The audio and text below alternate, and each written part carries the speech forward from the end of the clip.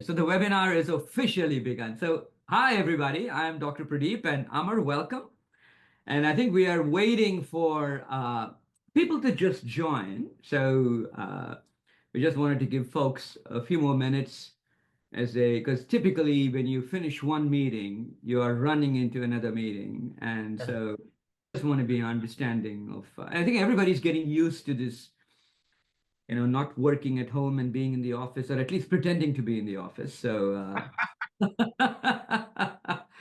so kind of excited today to chit chat with Amr and everybody. So we'll give it a few more minutes, and you're most welcome to mute me, or I can fill the silence like Gen AI does with choice words and beautiful phrases. So I will hallucinate for a little bit until Amr decides to correct me. There you go. That's very up. Isn't it appropriate, Amr? Exactly the theme of the talk today. Indeed, indeed, indeed. So quite excited today because Transform VC is doing some gorgeous things, and what an exciting model they have of investing in unique communities with a very unique mission of underrepresented and overlooked communities. And that's actually quite a powerful mission. And especially many of us in the Silicon Valley who live here, who work here, and sometimes wonder, my God, how come somebody is not taking a hard look at me or what I'm trying to do? So I think it's kind of amazing to see companies like Transform VC say, thou shalt not be overlooked no more. And that's pretty awesome. So I really want to give a shout out to the sponsors of this webinar, and also that they are hosting an extraordinary summit, impacting billions across the planet, Impact a Billion Summit in October 24. And if any of you have kind of wondered, my God, how can my little company impact a billion? Or what does it take to impact a billion lives across the planet? And not just tens of thousands or millions, but a billion lives across the planet. I welcome you to kind of sign up for the summit on October 24 and really kind of lend your shoulder to the wheel, because impacting a billion people takes more than just a founder or an investor.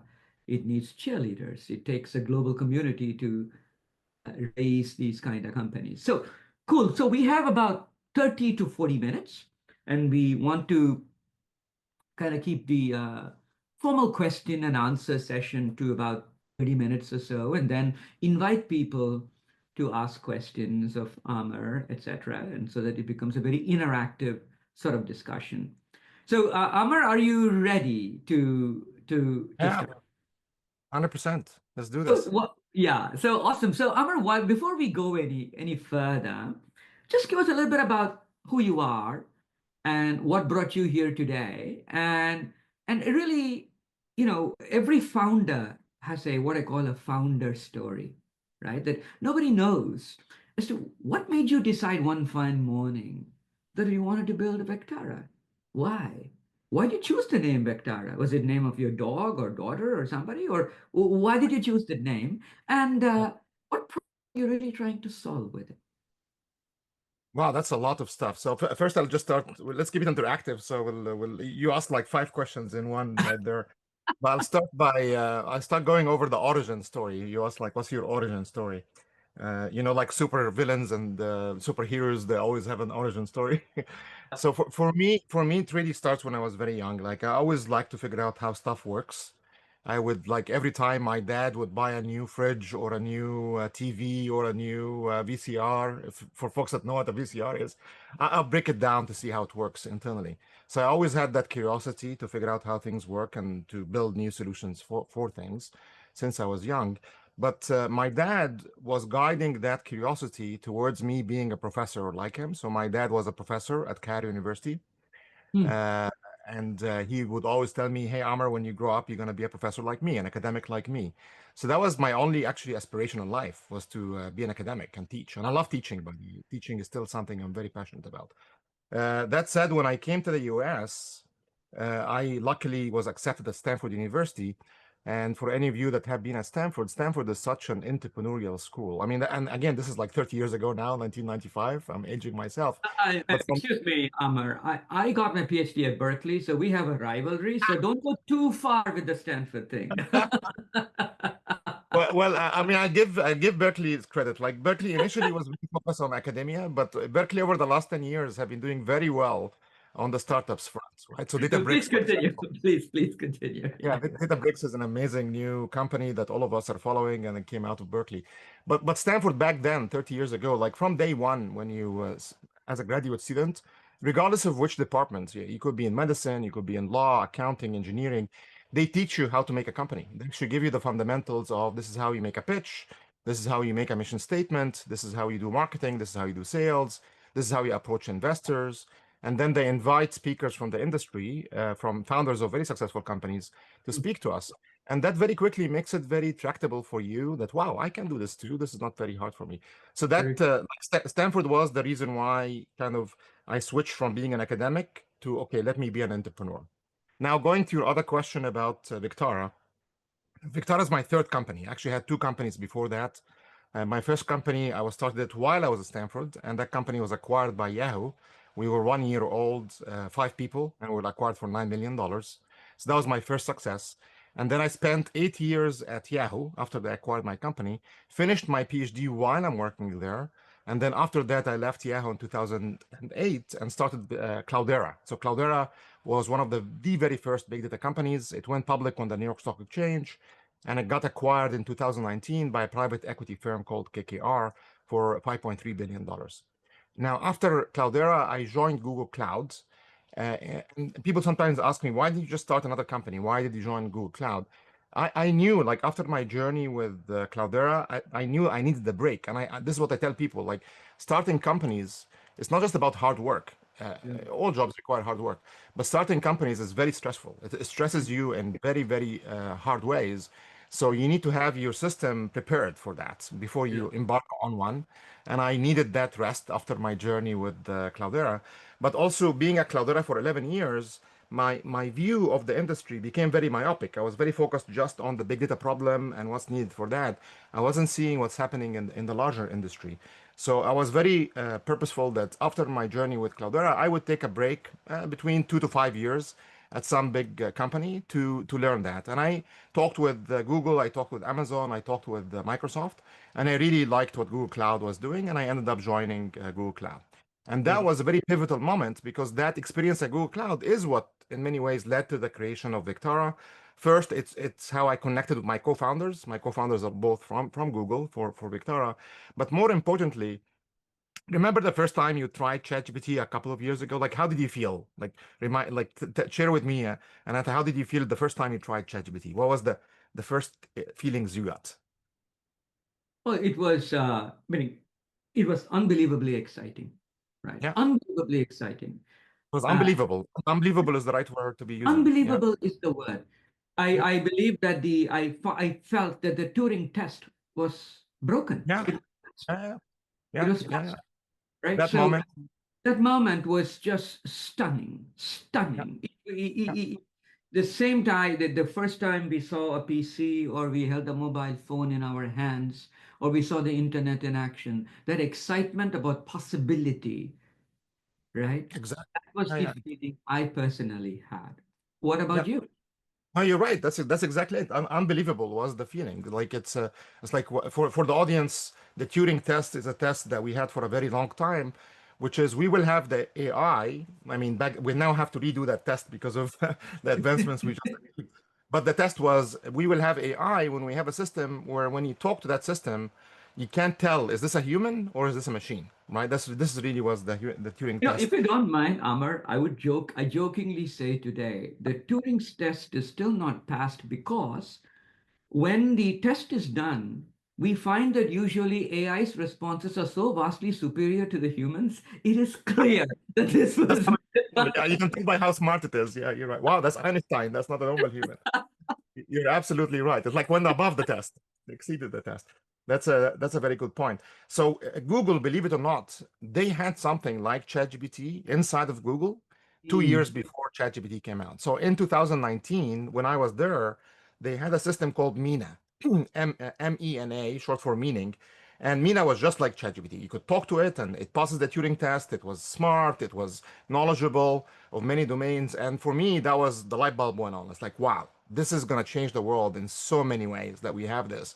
But then at the same time, given my experience at Cloudera, working with many banks and telecom companies and governments and manufacturers and regulated industries, it became very clear that this is not going to work in business because this technology, as good as it is in mimicking a human, it every yeah. now and then makes up stuff. It just makes up stuff. We call that hallucination. We can get into that in a second. And that can be very dangerous in a business context. And not only that, it's also susceptible to security attacks like humans are. So with humans, there is something called psychological engineering attacks, where I can try to force you to give me your password by calling you up and saying, "Oh, I'm with your bank. You have a problem right now. Give me your PIN code so I can solve it." And then you just give me your PIN code. So same thing with these LLMs. If you word things in the right way, you can trick them into revealing some secrets to you. And that, of course, is a big no-no in business. So that was the genesis. Like, wow. So there needs to be a company now that can take this amazing technology and turn it into a form that is more trusted. So trust is really what Victara is about. So at Victara, what we are about is helping deliver to organizations this amazing capability in a way that allows them to trust it when it comes to the accuracy of the results, the quality of the results, and the security of the results. Yeah. Well, first of all, Amr, that's such a wonderful story, and what a great success it is. So as you wake up every morning, it's a feeling that you're doing something really awesome for the next generation of technology, and in a way, it kind of builds you've done in the past, right? So that is such a Yes. great feeling. There is so much buzz about Gen AI today, right? There is so much talk. And just so everyone in the audience knows, I am Dr. Pradeep. I didn't introduce myself properly and formally. I'm Dr. Pradeep. I'm the CEO of Sensory.ai, a very unique niche AI company that blends neuroscience with Gen AI. And a very, very unique kind of niche. And so the exact problems that Amr is so eloquently describing, I understand very deeply and work with it on a daily basis.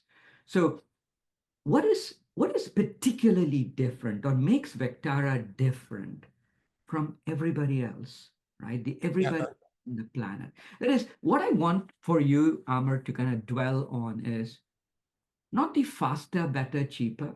Tell me something that you do that nobody else does. Yeah, yeah, exactly. That's a great question. First, I want to answer a previous question you asked, which I forgot to answer, which is where does the name Victara come from? So it's not the name of one of my pets. It's not. So the name Victara is driven from the word vector. And the word vector is a long array of numbers for those that studied vectors and algebra and matrices and linear algebra at school. And vectors are the language that these large language models speak in. So these large language models speak in something called tokens. And in many ways, you can think of them as very, very long arrays of numbers. So hence the name Victara. So Victara comes from the word vector. The word vector is the meaning of things that Beautiful, in the neural network world. beautiful. So what makes Victara different? Now, before I jump into Victara, it's an excellent question that you ask because there is many startups I see now as a serial entrepreneur, and I do some angel investments that never answer that question, and that's the first question you should always start with.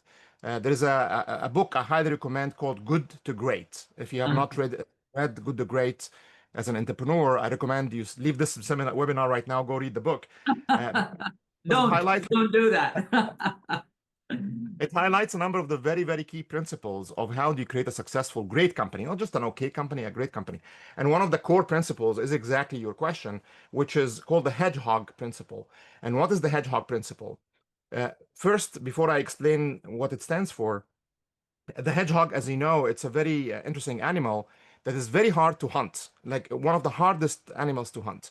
The fox is a very smart animal. The fox has so many skills, they have so many advantages, they're good at, they're the master of many trades, right? They're the master of many, many trades, the fox. The hedgehog, however, they're master of one trade. And that one trade that they are master of is when they sense danger, they curl up into a ball with spikes coming out in all directions. And there is nothing you can do. It doesn't matter if you're a fox or anything else. Like that trick that they have is so unique to them that it is their power and their strength. And any startup trying to go after a competitive market where there's many players, they need to have that. So I love that question, and thank you for asking it. What truly differentiates Vectara or our hedgehog, the thing that we're very focused on is trust. Trust. So what does trust mean? When I'm using one of these systems to answer questions on behalf of my company for my customers, or to do a diagnosis for a patient, or to prepare a legal draft, or to finish a financial statement or a supply chain analysis, etc., etc., I need to have trust that the output from that system is correct. I need to have trust that the output of that system is not leaking information that can violate privacy in any way, shape, or form. I need to have trust that the output is repeatable. Like I'm going to get the same workflow is going to happen the same way. This is very relevant for agents that are doing work and not just producing documents. And last but not least, I need to be able to trust that the system is not giving me results that are biased in some way, shape, or form, or toxic, or. So I need to have all of this extra confidence in the quality of the results being produced. So the summary of all of these things together is really what makes us stand apart and what we focus on. Like 80% of our engineering resources goes towards this is the trust, the trust, the trust. Perfect. And it is so interesting you mentioned this, Amr. And I will ask you a question that just came about just an hour ago. I was in a conversation with Barclays, some of the senior teams out there. And I told them there's a mathematical definition of chaos, right? And chaos is minor perturbations of initial conditions give you vastly different outcomes, right? That's the definition of chaos. So I said to them, if you go to a chat GPT today and change a few words or change the order in which you ask something, it may give you a completely different response. There is severe order bias and Mhm. replacement bias. And so Yeah. the danger is if you go to the system and ask the same question, minorly varying some things, will you get completely different responses? If you ask the same questions 5 minutes later, will you get the same response? So I'm very curious as you build trust. And so therefore I told my clients or my potential clients, hey, that trust that minor perturbations in the words you choose or the order in which you ask something will not change the outcome. 5 minutes later, if I ask a similar question, I won't get a completely different outcome. How does Vectara think about, because as trust, these are important things. I'm curious as Right. And even more important when you're talking about actions, right? So yeah. the example you gave is more like a question and an answer. Hmm. But imagine now you're using this to do a workflow. There is an actual Yes. workflow, a customer support workflow, or a legal draft workflow, or a supply chain workflow. And you're expecting it to be doing the same things in the same way. And then suddenly it wakes up and does something very differently. Then that can really be damaging for your business.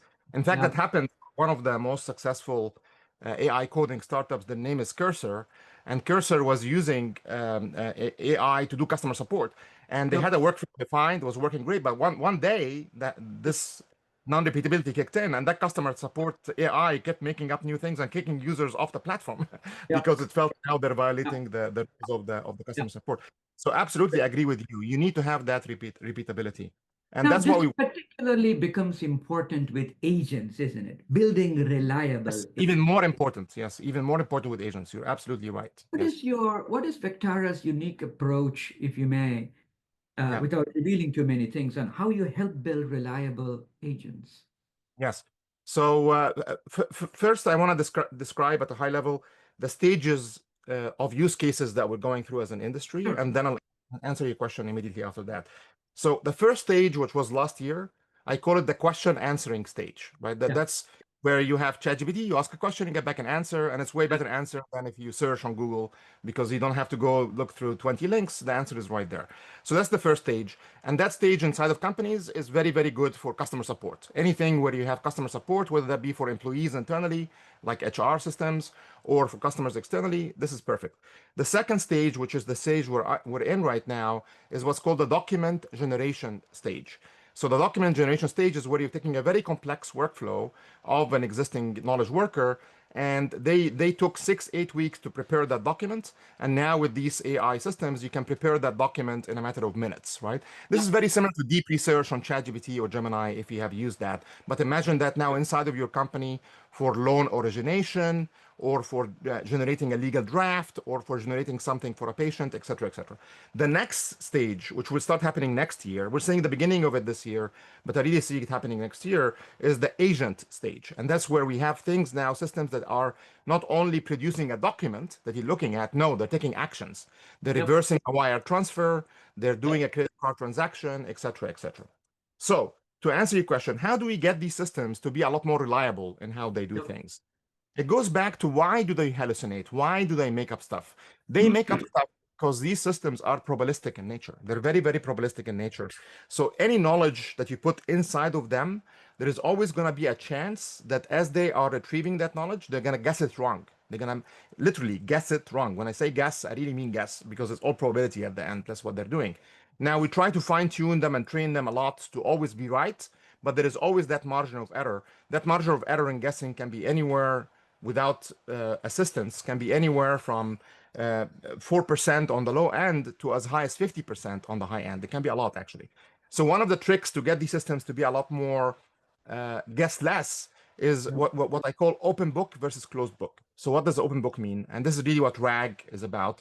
It's I'm gonna give the system when I'm asking the system to answer a question or do a task. I'm gonna tell it here's the task, here's the question, but then I'm gonna give it and here is the underlying knowledge for this to solve this problem, right? Don't depend on the knowledge you have in your neural network because I'm not sure you're gonna guess and make up mistakes. Use what I'm giving to you right now. So if you retrieve the most relevant needles in the haystack necessary to answer this question, you're gonna get a much better answer. So that's step number one. Step number two, you need to have a fact checker. There has to be a fact checker because even when you do that, in fact, this is one of the images I would like to show the audience. So let me share my Sure. screen here. Sure. Oh, am I able to share my screen, please, Kareem? Yes, I can. I can see the share button now. Thank you. So this chart here shows the probability of the models making up mistakes when specifically in the context where I am telling the model at runtime, here is the facts. Use these facts to do this task or answer this question. And you can see even the best models in the world, like Gemini and OpenAI O3, they can still make up answers 0.7% to 0.8% of the time. That might be okay when you're doing your homework at home, but that's definitely not okay when you're doing a diagnosis for a patient or making a legal decision, etc., etc. So you need to have a fact checker then. What this means is you need to have a fact checker that is in real time checking the response and rating it. This is a very accurate response versus this is a so-so response. So here is a Yeah. very quick demo that illustrates that concept. Sure. So share my screen again, and then I can take more questions from you immediately after. But but Yeah. but this imagine an HR use case. So you are an employee at a company and you have a question about the HR policies, and you want to ask this question: Will benefits cover care for my parent? This is your question. Yeah. So I'm going to send this back to the knowledge to the LLM system. The LLM system will go retrieve the most relevant documents, the most relevant paragraphs, and find the most relevant sentences, and then compile them into this final response. So you can see the final response. Your parent is not eligible for benefits, but if they live with you and are tax dependent and they cannot be left alone due to some health condition, then you may be eligible for what's called daycare. So that's common in the US that you will get this daycare expense that is eligible for that. And the most important thing here is you will see the score down here, 97%. We call this the factual consistency score, which shows you and gives you the confidence now as a business. This is a good answer. Don't worry, there is no hallucination here. This is accurate. You can depend on this to make a decision. Now, to show the capabilities of our platform, we actually inject an error. So on purpose now, we inject an error saying your parent is eligible for everything, health, dental, and everything. And you can see as soon as you do this, the accuracy drops down to 11%. So you can tell like this is an inaccurate response. Very Yeah. cool thing. We have a new feature in our platform that not only can detect, can correct, right? So if you now see something like that, say, oh, can you please try to correct this? You can send it back to the system, and then the system will make the smallest number of word changes. You can see it only deleted these two words to bring back the accuracy to be 98%. So this is really what the system is doing in real time, and that's how you increase the trust in the output from the system. Brilliant. So question, there's a natural question I'm sure audience would probably be thinking, who checks the fact checkers? That's a very good question. I usually reflect back on people and say, who checks the fact checkers at big newspapers and at law offices and at Yeah, medical institutions? yeah, Y- You can keep doing this thing, but it will never end. Like you're trying to get to 99.999% accuracy, right? And yeah, sometimes you say it's not worth doing further checking down that rabbit hole. So yeah, at a legal firm, you're gonna have the lawyer and then a paralegal checking yeah, their work. yeah, At a medical hospital, you're gonna have the primary doctor, but then you're gonna have the head doctor of that division reviewing their work. yeah. At a newspaper like the New York Times, you're gonna have the reporter, but then you're gonna have the fact checker that checks there. So you can add multiple layers of fact checkers. You're right, but there is a point where you can say this is good enough for me. Like I don't need to keep fact checking down that rabbit hole. Of course. Very, very true. Now, as Gen AI becomes more, before I go to the next question, I have an interesting question for you based on the lovely analogy you used of open book and closed book, right? I love the fact that you provide an open book or the relevant body of knowledge to the system for it to do what it is supposed to do.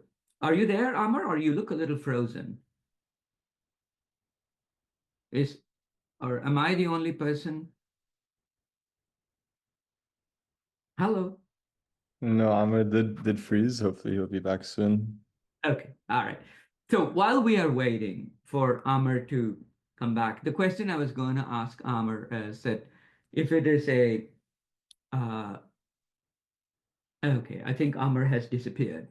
But anyway, but the point that Vectara is what Vectara is addressing through in building trust through a fact checker, in building trust through the relevant knowledge being provided at the point. So, Amar, the question I was going to follow up with you. Oh my God, you're in a completely different background. I love this. Yeah, to give you an update, what happened? The power just went out. So the power just went out at my home. You see, you could fact checking in the world, but when the power goes out, the power goes out. Yeah, exactly. So the question I was going to ask Amr, which is an interesting build on what you said, was you could give an open book exam to a student and you give them the textbook and you say, hey, before you answer the question, here is the body of knowledge that is relevant to you to answer the question. Now, a smart student would read all of that and answer the question. A dumb student would read the first two pages and then guess the rest of the answer. Many times with Gen AI systems, we find that if you give it a large body of text to quote unquote understand and base its answer on, sometimes it behaves like a smart student and reads all of it. Sometimes it behaves like the idiot who just reads the first paragraph and tries to answer the question. At Vectara, how do you make sure that it's like a smart student who has read the entire body of whatever it is to answer the question? That's an excellent question. So the way that this works, and this is really the heart of our system, actually. So, and that's really what we spend most of our time optimizing. Uh, the technical term is what's called retrieval-augmented generation.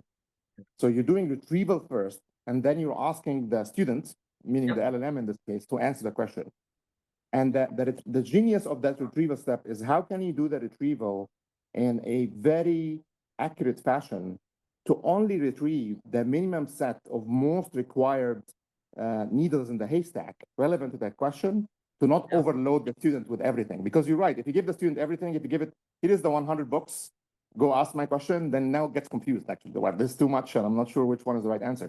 Versus if I give you, here are the 20 key facts that are most relevant to this question, answer now based on these facts, then the quality of the response can be way better and it can stay on point. And that's really the trick. And to summarize, the trick is having a very, very smart retrieval neural network. It's still a neural network, by the way, that sits ahead of the large language model, sifts through all the information and finds the minimum set of most relevant facts to be able to address that question. Brilliant. Brilliant. That's a great answer. Now, as AI becomes widely adopted in so many different industry sectors, how do you see Vectara positioned competitively? That's a very question. So first, I would say this is the most competitive industry I've ever seen in my life. Period. Like I've done three. This is my third startup. I've done two other startups before, and I've seen the internet motion in the late 90s. I've seen the mobile wave in the late 2000s, and nothing is like this. Like the speed at which things are moving, the speed at which the big players are waking up and doing solutions is faster than ever before. And that means that to stay competitive, your power is not going to be a feature here or there because your competition can repeat that feature very quickly. And with AI coding now, they can repeat it even more quickly. Your power is going to be execution, right? So having a very, very strong execution, both in terms of the product, of course, hitting the customer needs at the right time with the right feature set, but also in terms of go-to-market, in terms of sales, in terms of marketing, in terms of taking good care of your customers and making sure they're successful. There is so many elements that need to come together to make an enterprise software company successful beyond just the product. Great answer. Great answer. In terms of, if you were to pick the top 3 use cases or industry sectors or problems where you think you really are the gift, you really are the way to go, what would they be? That's a very open-ended question. So I'll give you a couple of examples from our existing customers, but if you look at the key essence of AI agents and AI assistants, it's really to do work. It's to do like office work, right?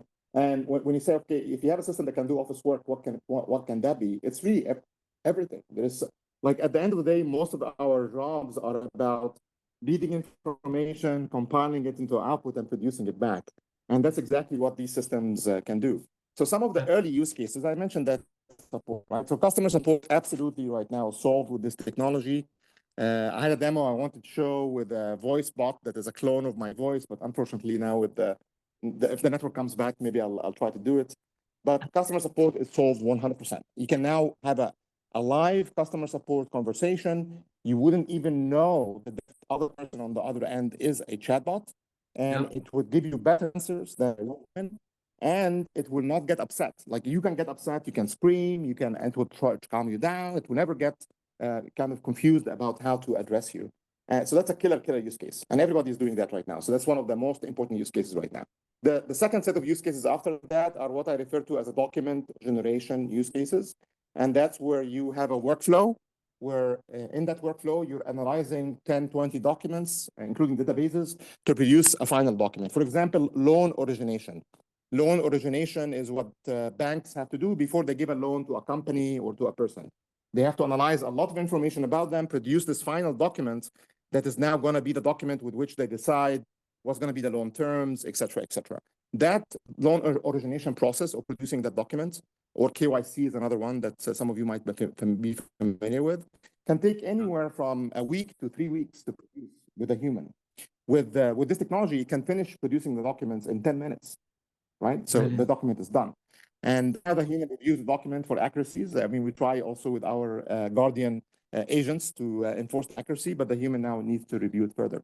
Another example that's coming next, right, is now not only to produce a document, but take action. So actually, when a customer support request comes in, I'm not just going to give you an answer. I'm going to go log in back to the backend system, go to one of the microservice APIs I have for my product and fix your problem for you. Right? That's not happening yet, by the way, because the industry does not trust these systems to do actions yet. But I see that happening towards the end of this year. Brilliant, brilliant. So as you dream, and I think that it's important for founders to dream, and your next phase of growth for Vectara, let's say in the 12 to 24 months, because I think in the world of Gen AI, 12 to 24 months is the entirety of the future, right? Because everything will change in the next 24 months. So if you were to dream or to have nightmares, what is it that you see Vectara doing in the next 12 to 24 months, max? What's your next phase of growth? That's an excellent question. Yeah, that's and you're right. I cannot plan for 2 years. So and that's not possible to plan for 2 years because of how fast and how things Yeah. are evolving and how much better these systems are getting. So Yep. very, very, very hard to predict that ahead of time that way. Very So true. yeah. However, and we plan for 1 year ahead. So we plan for 1 year ahead, and every quarter we do a plan, and we have to update the plan every quarter as well because of how quickly the industry is moving. Yep. But our focus right now, our stage right now as a company, we are what's called post-revenue pre-scaling stage. So we already have a product in market. We're already making revenue. We already have very large customers like the U.S. Air Force is a customer. IEEE, which is one of the largest engineering organizations in the world, is one of our customers. Anywhere Real Estate, which is one of the largest real estate providers in the US, they are a customer. Texas Instruments, which is a very large semiconductor company. So we have a bunch of really good customers right now, and we're generating revenue already. But our goal right now as a company, and really to answer your question, what I want to see happen over the next 12 months is the continued scaling of that. So first, the existing customers continue succeeding and expanding with us, meaning deploying us in more and more use cases, but then more and more customers joining us with the same sales motion, right? So it's the same product, same features, and they're joining us for that. Brilliant. Brilliant. I think that you are very wise in setting those kind of objectives because the technological landscape continuously, like a kaleidoscope, it changes with every twist, and it's becoming very different. Now, investors, partners, or potential customers, right? What do you see as to, there are three different communities, investors, and then you got partners and customers. How could they start working with you today? If today somebody was to give you a call, how could they start working with you? Yeah, so we're an enterprise software platform.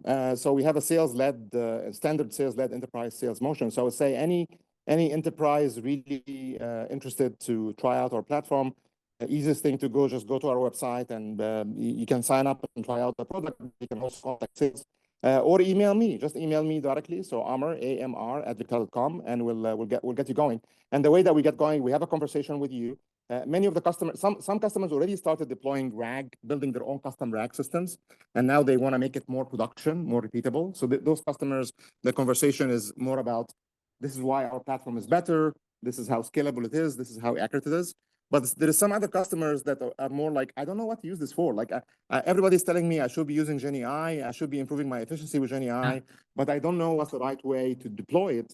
Can you come listen to some of my use cases and do matchmaking for me to find the first 2 or 3 use cases with which I can get the best value out of this platform? So the conversation usually goes one of these 2 ways. Brilliant. Now, I have a couple of questions, Amr, and if you wouldn't mind taking a few more minutes that people have I'm okay. shared. And there are 2 questions, but they really blend, right? And the questions really are, listen, LLMs today are creeping in to what the application layer of the market is. ChatGPT or OpenAI saying, oh, we do PhD level research, right? And you have a doctorate and so do I. And we know that these things are now saying, oh, we can do PhD level research. You don't need all those people that do verifications and truth telling and trust. Don't worry about all of that. So the question is, one, is it real? Can LLMs ever, there's, in mathematics, we say, does the problem have a solution before we run to provide a solution? Is it solvable? Does it have a solution? So the first question is, do LLMs have the potential to acquire the same accuracy that perhaps Vectara has today, the way Vectara's approach to getting trust is? That is question 1. And question 2, even if they get pretty darn close to it, and a client would say, listen, why should I use you? The other fellows get pretty much the same answer. So are LLMs creeping into the application layer in a very big way and therefore become an existential business threat? And if so, how would you perhaps fight that threat? Yeah. So you asked 2 different questions. The first one is PhD research and whether that can be done with LLMs. It will be done by LLMs. The question is not a question is will, it's when will we get to that point is the question, in my opinion.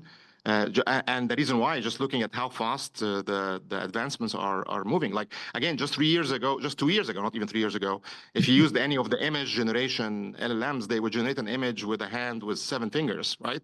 And now you have this thing from Google called VO3, which produces video with tech, with voice, with everything perfect, like the shadows, the reflections. It's just amazing what these things can do.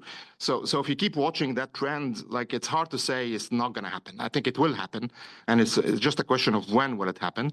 And then, yeah, we as an industry, we're adding lots of guardian agents, is what I like to call them, around the systems to make them more accurate, repeatable, and scalable, and so on. And as these things truly mature, to get to the point where all we need is this. If we can get to the point where we know for sure this is an accurate answer, yes, take this, versus no, and human needs to look at this answer, then that's it. We're now in a very good shape, because now we can say, okay, 99% of the work is going to be done by the LLM, and I'm going to be knowing for sure when it's accurate. And for that 1% where I'm unsure, that's when I'm going to now invoke the human to double check me and make sure the answer is correct.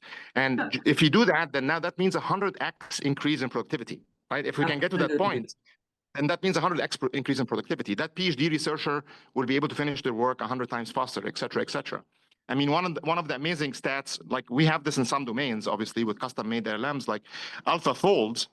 Essentially, the estimates they say is AlphaFold was able to do the work of 2 million PhDs in 2 years.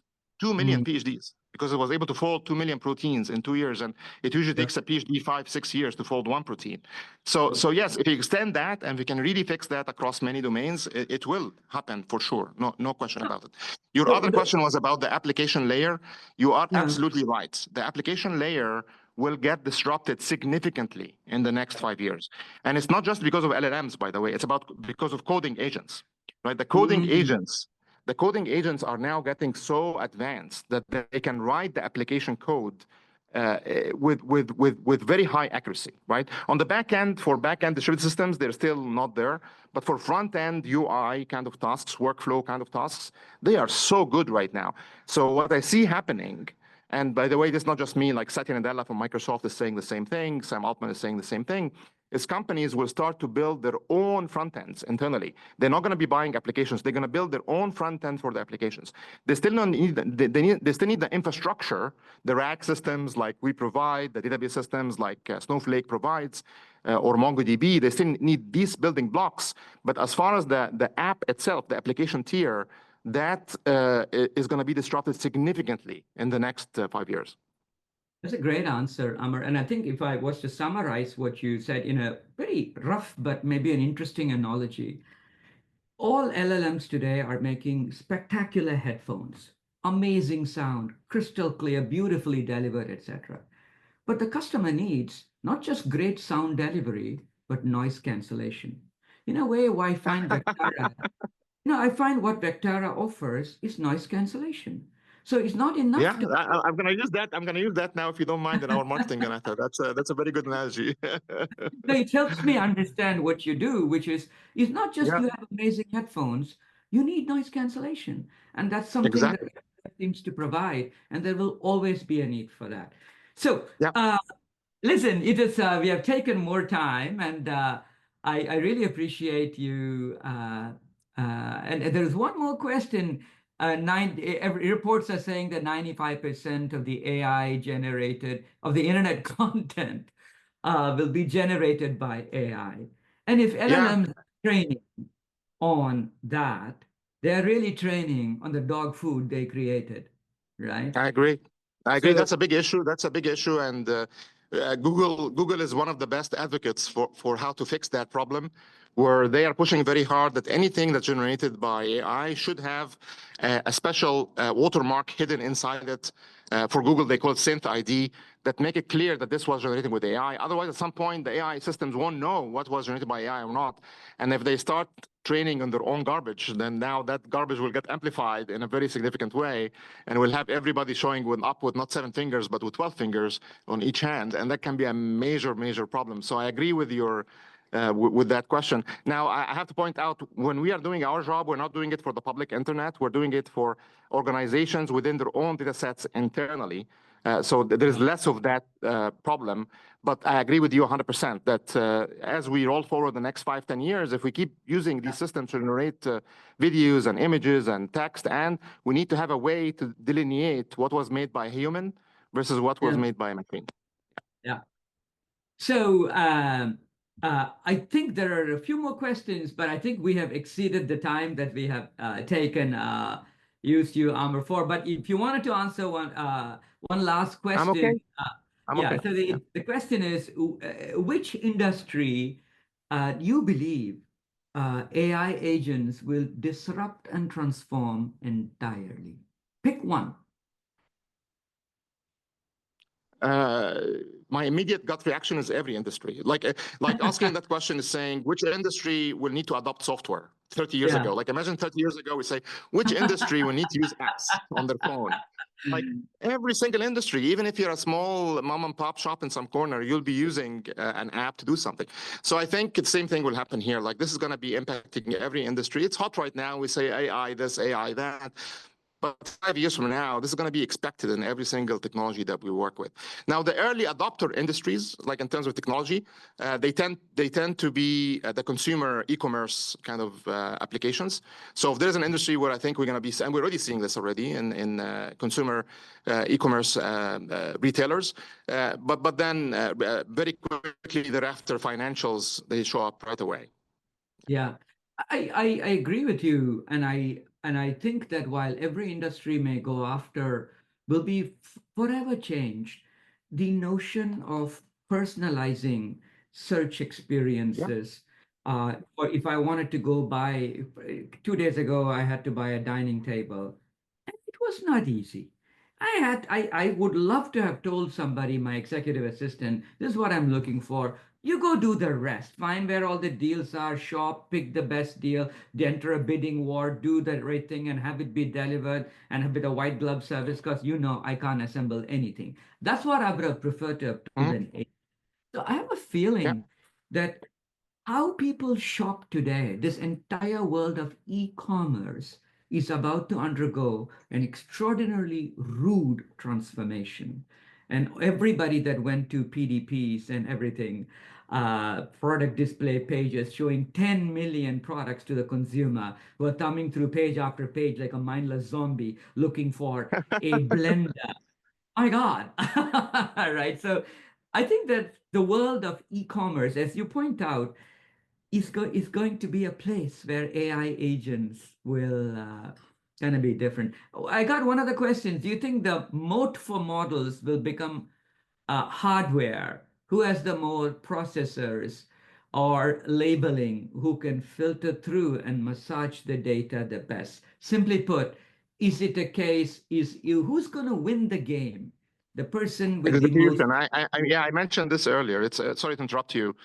It's execution. The moat is not going to be hardware. There's many. I mean, NVIDIA definitely has a big edge right now, but there's many very strong hardware vendors coming right after their heels.